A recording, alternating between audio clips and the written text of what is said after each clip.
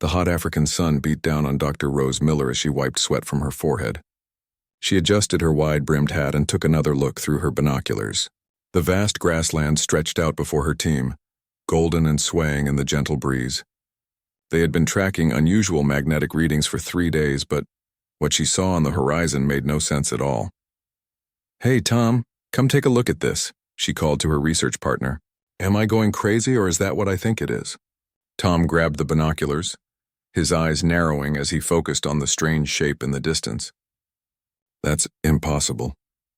He lowered the binoculars, his face a mixture of shock and disbelief. "That looks like a cruise ship." "A massive one." Rose nodded slowly. "That's exactly what I thought."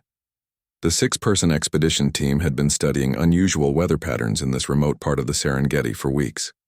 They were scientists, not treasure hunters or thrill seekers. Finding a luxury cruise liner sitting perfectly upright in the middle of grasslands, hundreds of miles from any ocean, wasn't part of the plan. "Should we call this in?" asked Priya, the team's meteorologist, her voice tinged with uncertainty. Rose stared at the distant shape, squinting against the harsh sunlight. Something deep inside told her this discovery was special. "Not yet. Let's check it out ourselves first. If it's really what it looks like, we'll contact the authorities." The team packed up their temporary camp and loaded their gear into 2 rugged jeeps. As they drove across the uneven terrain, the shape on the horizon grew larger and more distinct. There was no mistaking it now. It was definitely a cruise ship, and an enormous one at that. "I've seen that ship in travel magazines," said Luis, the team's photographer, who was snapping pictures through the jeep's window. "That's the Oceanic Majesty. It went missing about 3 years ago during its maiden voyage. It was all over the news. 2,000 people just vanished along with the ship." Rose felt a chill despite the heat. She remembered the story now. The massive search operation that found nothing. The conspiracy theories. The heartbroken families left without answers. And now somehow the ship was here, looking pristine and untouched, as if it had been gently placed in the middle of the African wilderness. As they got closer, the sheer size of the vessel became apparent. The Oceanic Majesty towered over them, its white hull gleaming in the sunlight, completely intact. No signs of damage, no explanation for how it could have traveled inland. "This is beyond weird," whispered Danny, the youngest member of the team, her eyes wide. "It's like something out of a science fiction movie." They parked the jeeps about 100 yards from the ship and approached on foot. The grass around the cruise liner was flattened in a perfect circle, as if the ship had descended from above rather than been dragged there. No tire tracks, no signs of construction equipment that could have transported something so enormous. "The locals mentioned strange lights in the sky last week," Priya reminded them. "They said to stay away from this area. Called it cursed ground." "Well, now we know why," Tom replied, his voice hushed with awe as they stood in the shadow of the massive vessel. Rose circled the ship slowly, looking for a way inside. The main boarding areas were too high off the ground, but she spotted a service entrance that seemed accessible. A small metal ladder led up to it as if waiting for them. "We should be careful," warned Chen, the team's biologist. "This doesn't make any sense. Ships don't just appear in grasslands." Rose nodded but couldn't contain her curiosity. "We'll be careful, but we need to look inside. Think about it.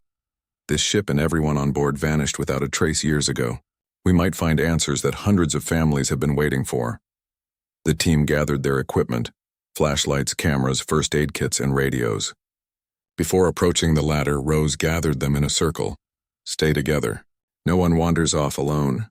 We document everything, and at the first sign of danger, we leave immediately." "Understood?" Everyone nodded solemnly. The excitement of discovery was mixed with an undeniable feeling of unease. Birds circled overhead but wouldn't fly near the ship. The usual sounds of the grasslands, insects buzzing, distant animal calls, seemed muted here, as if the very presence of the ship had created a bubble of silence. Rose went first, climbing the short metal ladder that led to the service entrance. The door was unlocked, swinging open with a gentle push. Cool air rushed out, carrying a faint scent of cleaning products and perfume. Not the musty odor of abandonment she expected from a ship that had been missing for years. "It still has power," Tom whispered, pointing to the soft emergency lighting that glowed along the corridor inside. One by one, they entered the ship, stepping into a narrow service corridor. The floor was clean, the walls unmarked. It looked as if the crew had just stepped away for a moment. According to the ship's layout, the main atrium should be just ahead, said Luis, who had pulled up information about the Oceanic Majesty on his tablet. That's where passengers would gather for events. They moved cautiously through the corridor, their footsteps echoing on the polished floor. Rose felt goosebumps rising on her arms despite the comfortable temperature inside. Something felt off, not threatening exactly, but deeply, fundamentally wrong, like walking through a vivid dream. The corridor opened into a spectacular multi-level atrium. Sunlight streamed through massive windows, illuminating a scene that made the entire team freeze in place. The grand space was perfectly preserved. Luxury shops with displays still arranged, bars with bottles neatly lined up, lounges with plush furniture positioned around small tables. A grand piano stood on a small stage, sheet music open as if the pianist had just stepped away. A half-empty champagne glass sat on its polished surface, but there wasn't a single person in sight. Look at the dining tables, whispered Priya, pointing to a restaurant area visible on the level above them. The food is still there. Rose climbed the curved staircase slowly, her heart pounding. Priya was right. Dozens of tables were set with plates of food, glasses of drinks, personal belongings scattered around. Handbags hung on chairbacks, sunglasses rested on tables, books lay open face down. It's like everyone just vanished in the middle of lunch, said Tom, his voice hushed with disbelief. Chen picked up a fork from one of the tables. This food isn't rotted. It looks fresh. That's impossible, Rose said, but she could see it with her own eyes. Salads were still crisp, steaks still looked juicy. Ice hadn't melted in the drinks. It's been 3 years. They continued exploring the atrium level, documenting everything with photos and videos. Every detail added to the mystery. No signs of panic or struggle, just an abrupt absence of people in the midst of their daily activities. The ship's main computer room might have records of what happened, suggested Danny. On a vessel this size, they track everything, weather data, engine performance, security footage. Rose nodded. Good thinking. According to the directory, it should be on Deck B near the bridge. As they made their way through the ship's opulent corridors, lights flickered on automatically, responding to their movement. The air circulation system hummed quietly. Everything functioned as if the ship were still on an active cruise. This doesn't make sense, muttered Tom, voicing what they all were thinking. Even if the ship somehow ended up here intact, the power system should have failed long ago. When they reached the computer room, they found the door unlocked.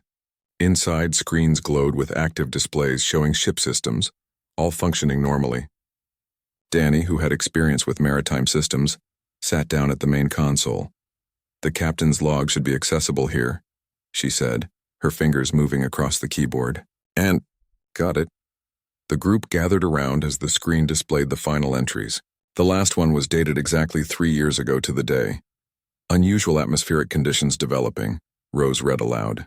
Storm system came out of nowhere. First Officer Chen reports strange lights within the clouds. Weather radar not functioning correctly. Passenger activities continuing as normal. But we're changing course to avoid the worst of the storm. She clicked to access the next entry, but there was nothing more. Check the security footage from that day, Tom suggested. Danny pulled up the video archive and selected cameras from the main deck. The footage showed passengers enjoying a sunny afternoon at sea, swimming, dining, playing games. Then suddenly a strange light began to glow on the horizon. Within minutes, the sky darkened as an unnatural storm enveloped the ship. The final moments of footage showed a blinding white light washing over the deck. Then static. Look at the GPS data, said Priya, pointing to another screen showing the ship's navigation history. These coordinates make no sense, she was right. The final tracking data showed the ship jumping between impossible locations. One moment in the Indian Ocean, the next showing coordinates in the heart of Africa, then locations that didn't exist on any map, with altitude readings that suggested the ship had been thousands of feet above sea level. As Rose stared at the bewildering data, a soft sound reached her ears. Footsteps, coming from somewhere deeper within the ship. Did you hear that? She whispered, turning toward the corridor. The team fell silent, listening intently. The footsteps came again, light but distinct, moving away from them. We're not alone on this ship, Tom said quietly. Rose felt a mixture of fear. Rose led her team through the quiet corridors of the Oceanic Majesty, following the sound of footsteps that seemed to always stay just out of sight. The luxury cruise ship felt like a beautiful ghost town, everything in place but hauntingly empty. "Whoever you are, we're not here to harm you," Rose called out, her voice echoing off the polished walls. "We're researchers. We just want to understand what happened here." No response came back, but the footsteps paused briefly before continuing. "This is getting creepy," whispered Priya, staying close to Luis. "Why won't they show themselves?" The team followed the sounds down to the entertainment deck, where a massive theater took up the center of the ship.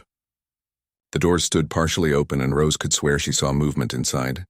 "Hello?" she called again, pushing the door wider. The theater was magnificent, rows of plush red seats facing a grand stage with velvet curtains. Spotlights suddenly came on, illuminating the stage as if a performance was about to begin, but no one appeared. "The power systems in this place are bizarre," Tom said, examining a control panel near the entrance. "It's like they're responding to some pre-programmed routine, but there's no way the original programming would still be running after 3 years without maintenance." Chen bent down, running his fingers along the carpet. "No dust, anywhere. This place isn't just preserved, it's being maintained." Rose felt a shiver run down her spine. "By who? We haven't seen anyone." The footsteps had gone silent, but as the team stood in the theater, soft music began to play from the sound system, a gentle piano melody that filled the space. "Okay, I'm officially freaked out now," Danny said, backing toward the exit. "Someone's playing with us." "Let's stay together and keep exploring," Rose insisted. "We need more information before we jump to conclusions."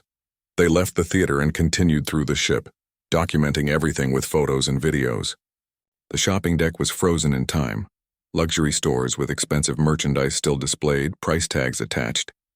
The spa area had towels folded neatly on massage tables as if waiting for the next appointment. "Check this out," called Luis, who had wandered into the ship's main security office. Screens lined the walls showing feeds from cameras throughout the vessel. Most displayed empty corridors and rooms, but one caught Rose's attention immediately. "There," she pointed at a screen showing what appeared to be the ship's massive kitchen. A shadowy figure moved quickly across the frame, disappearing through a door. "Finally," Tom said. "Proof we're not alone. Let's get down there." The kitchen was located 2 decks below. As they hurried through the ship, Rose felt increasingly certain they were being led somewhere deliberately. The occasional sound of footsteps or doors closing just ahead of them seemed too perfectly timed to be coincidental. When they reached the kitchen, it was empty, but showed signs of recent activity. A pot of something aromatic simmered on one of the industrial stoves. Fresh bread sat cooling on a counter. "Someone's been cooking," Chen observed, touching the bread gently. "It's still warm." "This doesn't make sense," Priya said. "The ship disappeared 3 years ago with everyone aboard. If survivors have been living here all this time, why didn't they signal for help? We're in the middle of the Serengeti. They could have walked to a village." Rose examined the kitchen carefully. Everything was spotlessly clean, the pantries well stocked with fresh ingredients. "It's like time is different here somehow. Nothing ages or decays." A notebook lay open on a prep table. Rose picked it up, finding what appeared to be a journal written in neat handwriting. The latest entry was dated that very morning. "Listen to this," she said, reading aloud. "Day 195, the ship remains stable in this location. The systems continue to function perfectly. Our supplies never diminish no matter how much we use. The outside world is visible but inaccessible to us. Today we detected new presences aboard. External visitors for the first time since the event. I have observed them but remain cautious. They appear to be researchers, not rescuers. Perhaps they can find answers where we have failed." The team exchanged alarmed glances. "Day 195, Tom repeated. "That's exactly 3 years." "Whoever wrote this knows we're here and has been watching us," said Luis. "But why not just approach us directly?" A soft chime sounded overhead, followed by a calm voice over the ship's intercom system. "Attention, visitors. Your presence has been noted. Please proceed to the grand ballroom on Deck 3 for information regarding your questions. Follow the lighted path." As the announcement ended, floor lights illuminated along one corridor, forming a path leading out of the kitchen. "Should we follow?" asked Danny nervously. Rose hesitated only briefly. "We came here for answers. This might be our only chance to get them." The lighted path led them through winding corridors and up a grand staircase. Along the way, they passed more evidence of the ship's strange timelessness. A newspaper in a lounge dated 3 years ago, yet appearing fresh off the press. Digital displays showing the original departure date as if it were today. Clocks that all seemed frozen at the same time. 3:42 p.m. The grand ballroom doors opened automatically as they approached. The massive room sparkled with crystal chandeliers and polished marble floors. Tables were arranged around a dance floor, set for a formal dinner that never happened. Standing in the center of the room was an elderly man in a captain's uniform, his white beard neatly trimmed, his posture straight despite his apparent age. "Welcome aboard the Oceanic Majesty," he said, his voice matching the one they'd heard over the intercom. "I am Captain Richard Hayes. I've been waiting a very long time for visitors." Rose stepped forward, trying to hide her shock. Captain Hayes was reported to be 52 years old when the ship disappeared. "You must be—" "I was 52 when we departed," the man confirmed. "By my count, I'm now 82. Time passes differently here, though age seems to be the only thing affected by its flow." "That's impossible," Tom stated flatly. The captain smiled sadly. "Many things about our situation appeared impossible at first, yet here we are." He gestured around the empty ballroom. "You're wondering about my passengers and crew. They are here in a manner of speaking, though not visible to you at present." "I don't understand," Rose said. "Neither did we, for the longest time," Captain Hayes replied, walking slowly toward a large window overlooking the grasslands. "During our voyage, we encountered a phenomenon unlike anything recorded in maritime history. A storm that wasn't a storm. A light that wasn't light. When it passed, we found ourselves here in this impossible location." He turned to face them, his eyes reflecting decades of confusion and resignation. But that was just the beginning of the strangeness. "We soon discovered that we exist in a different phase of reality than the world around us. Time moves differently. Physics operates by different rules. And most troublingly, we seem to shift between states of existence." "What do you mean by states of existence?" asked Chen. The captain sighed heavily. "My passengers and crew are still aboard this vessel. They live, they eat, they sleep, they maintain their routines. But they exist in a phase just slightly removed from what you perceive. To them, this ballroom is currently hosting our weekly formal dinner. Nearly 2,000 people are eating, dancing, and conversing all around us. They cannot see you just as you cannot see them." Rose felt dizzy trying to process this information. "Are you saying the ship exists in multiple realities simultaneously?" "That's as good an explanation as any," the captain nodded. "I appear to be the only one who can perceive both phases and communicate between them. We don't know why. Our ship's physicists developed theories about quantum entanglement and parallel dimensions. But without outside equipment or expertise, we've reached the limits of our understanding. The fresh food, the maintained systems," Tom began. "Yes," Captain Hayes confirmed. "From our perspective, the ship never runs out of supplies. Systems never fail. It's as if we're caught in a perfect, endless loop of the same day. Yet we continue to age and retain our memories." "Captain," Rose said, trying to keep her voice steady, "have you tried to leave the ship?" A shadow passed over the old man's face. "Many times. It's not possible. Anyone who attempts to exit simply finds themselves walking back onto the vessel from another entrance. We are bound to the Oceanic Majesty." "But you've been here for 3 years," Priya pointed out. "Surely you must have figured out something about what happened." 3 years from the world's perspective," the captain corrected gently. 30 years from mine. And yes, we've developed theories." He walked to a table where a folder lay waiting as if he had prepared it for their arrival.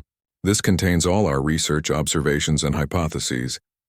The most promising line of investigation involves the engine room." He handed the folder to Rose. "There's a sealed section there that wasn't on the original ship's plans. It appeared after the event. We've never been able to open it, but it emits unusual energy readings. My chief engineer believed that whatever caused our situation is contained there." The team rushed through the corridors of the Oceanic Majesty, following the schematic Captain Hayes had given them. The ship trembled periodically, each vibration stronger than the last. Through the windows, Rose could see the sky above the grasslands shifting to unnatural colors. Deep purples and blues swirling together like oil on water. "We need to hurry," she called over her shoulder, leading the way down a narrow staircase that would take them to the engineering deck. "Whatever's happening is picking up speed."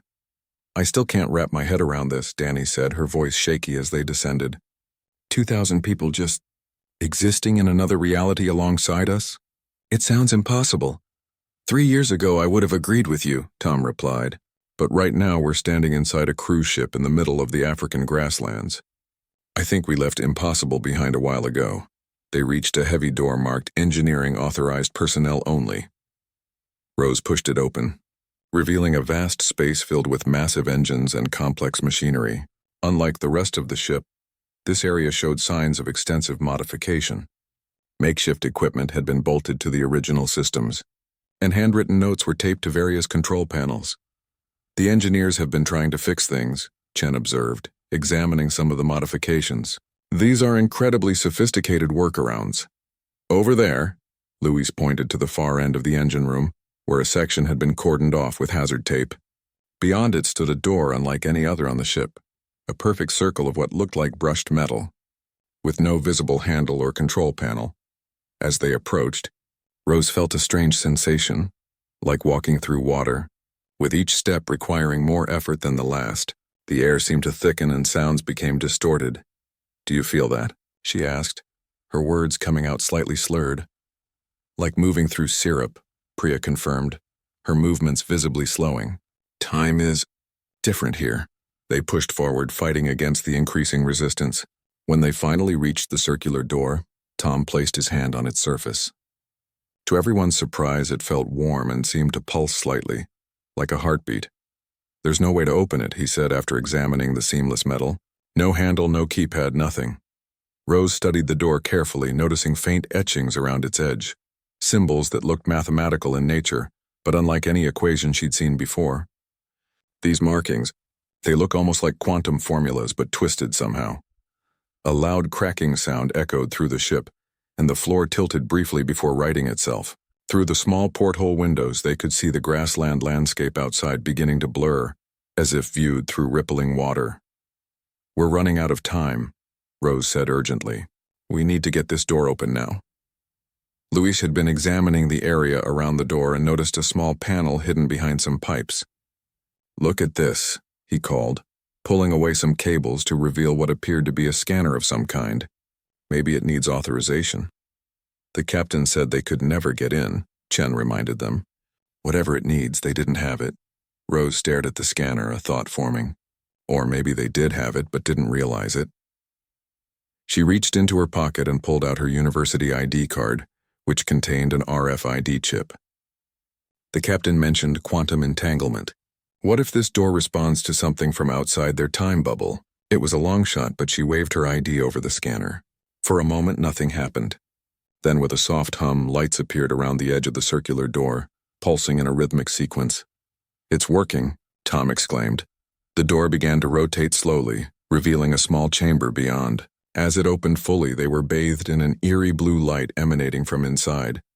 "Stay together," Rose reminded them as they cautiously entered.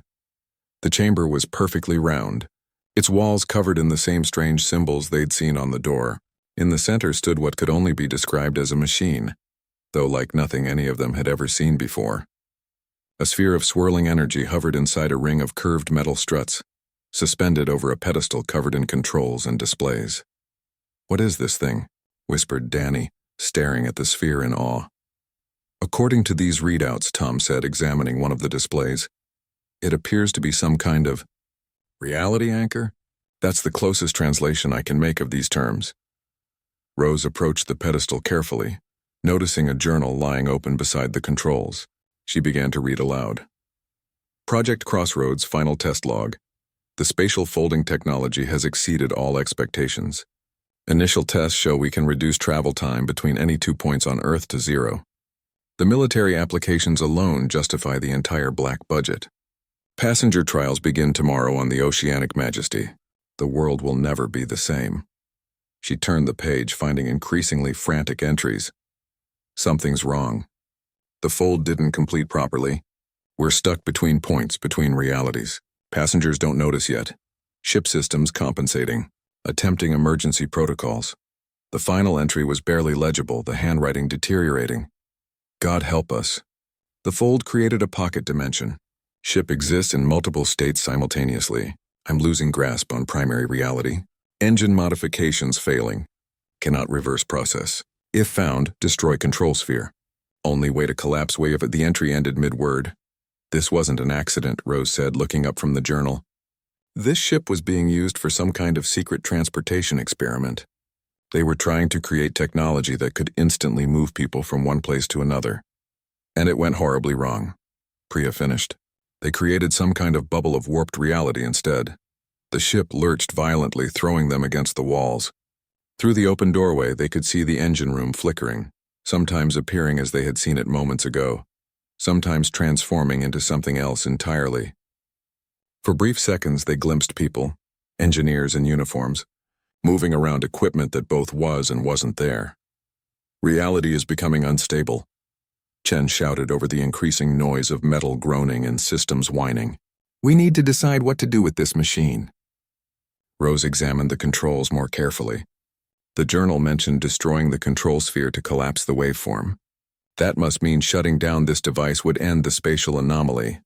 But what happens to the passengers and crew? Luis asked.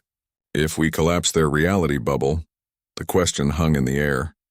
None of them wanted to say what they were all thinking, that ending the anomaly might mean ending the lives of everyone trapped in it. Another violent shake sent sparks flying from equipment throughout the engine room. The blue sphere in the center of the machine pulsed brighter, its swirling becoming more erratic. It's destabilizing on its own, Tom observed. I don't think we have a choice anymore. If this thing fails catastrophically, we need more information before we do anything drastic, Rose insisted. She turned back toward the door. We should talk to the captain again. He deserves to know what we've found. As they moved to leave, a figure appeared in the doorway. Captain Hayes, looking even older than before, his uniform now worn and faded. There's no time, he said, his voice weary but determined. I felt the ship responding to your presence here. I can see both realities clearly now. They're bleeding together, becoming unstable. Captain, we found out what this is, Rose explained quickly. Your ship was being used for some kind of experimental transportation technology. This machine created a bubble of altered reality when something went wrong. If we shut it down, I know what will happen if you shut it down, he interrupted. I've had 30 years to study this phenomenon. My engineers determined the truth long ago. And you never tried to disable it? Tom asked incredulously. The captain's face was grim. We did once, 10 years ago. We managed to partially power down the system. The results were catastrophic. 20 passengers simply ceased to exist. Not died, erased completely. No one remembered them except me. He shook his head. We restored power immediately, but those people were just gone, as if they had never been. Rose felt sick. So the machine isn't just creating this reality bubble, it's somehow sustaining everyone inside it? In a manner of speaking, the captain nodded. Our scientists believe that when the experiment failed, it scattered our quantum signatures across multiple realities. This machine is the only thing holding us together in any form at all. Another tremor, stronger than any before, shook the chamber. Outside the circular door, the engine room was now rapidly flickering between states. Empty one moment, filled with panicked crew members the next. The system is failing on its own, Captain Hayes said urgently, and when it does, the collapse will be uncontrolled. Everyone aboard will be lost across infinite realities, their consciousness scattered. He looked directly at Rose. But you can help us. How? She asked desperately. Rose spread the captain's papers across the control panel, her hands trembling slightly as another shudder ran through the ship. The equations were unlike anything she'd ever seen. Complex quantum formulas mixed with what looked like theoretical physics far beyond current understanding. Can you make sense of this? She asked Tom, who had the most physics background among them. He studied the papers, brow furrowed in concentration. Sort of. It's like quantum mechanics but twisted sideways.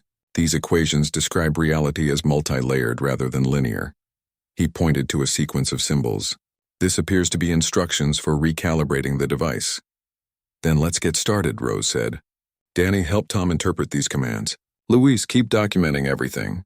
Chen and Priya, watch those displays for any changes in the system's stability. They worked frantically, the strange blue sphere pulsing and shifting as they carefully adjusted controls according to the captain's notes. Outside the chamber, the flickering between realities was becoming more frequent and intense. Glimpses of passengers would appear. A woman with a cocktail walking through what appeared to be an empty corridor. A group of children playing a game that blinked in and out of existence. Crew members rushing to stations that weren't there a moment before. "It's like seeing ghosts," Priya whispered, watching a man in a tuxedo appear beside her for a split second before vanishing again. "But they're not dead. They're just elsewhere." Rose tried to focus on the task at hand but found herself increasingly distracted by these glimpses into the ship's other reality.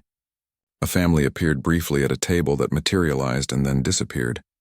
A couple danced to music only they could hear, all of them living their lives unaware of their impossible situation or the danger they faced. "The last adjustment is done," Tom announced after nearly an hour of painstaking work. "Now comes the hard part, initiating the shutdown sequence while maintaining the calibration." According to the captain's notes, the procedure required perfect timing. 3 separate controls needed to be adjusted simultaneously as the energy sphere was gradually powered down. "We each take one station," Rose directed. "Tom, Danny, and I will handle the critical controls.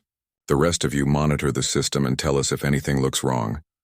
As they took their positions, the ship gave its most violent lurch yet. The lights failed completely for several seconds before emergency systems kicked in, bathing everything in a dim red glow. Through the small windows, they could see the grasslands outside were now almost completely obscured by swirling, unnatural storm clouds that flashed with strange colors. "Whatever's going to happen is happening now," Chen said urgently. "The ship is trying to shift locations, but something's interfering with the process." Rose took a deep breath, looking at the others. Each face showed fear mixed with determination. "On my count," she said, her voice steady despite her racing heart. 3, 2, 1, now." They began the shutdown sequence, adjusting controls with precision as the sphere's glow dimmed gradually. For a moment, everything seemed to be working. The swirling inside the sphere slowed, and the violent shaking of the ship subsided. Then everything went wrong at once. The sphere flared with blinding intensity, sending out a pulse of energy that knocked them all backward. The ship tilted sharply, equipment crashing to the floor around them. Through the doorway, the engine room was now fully merged with its other reality. Engineers running frantically between stations, shouting orders that sounded muffled and distant, as if coming through water. "The calibration is failing," Tom shouted, scrambling back to his station. "The energies are fighting each other." Rose pulled herself up, watching in horror as the control panel sparked and smoked. The shutdown sequence was only half complete, and now the system was becoming more unstable than ever. "We need to finish this," she insisted, reaching for her controls despite the electrical arcing across the panel. "Rose, stop. You'll be electrocuted." Priya grabbed her arm, pulling her back. A figure appeared in the doorway, not Captain Hayes this time, but a younger man in a lab coat, his eyes wide with shock as he saw them.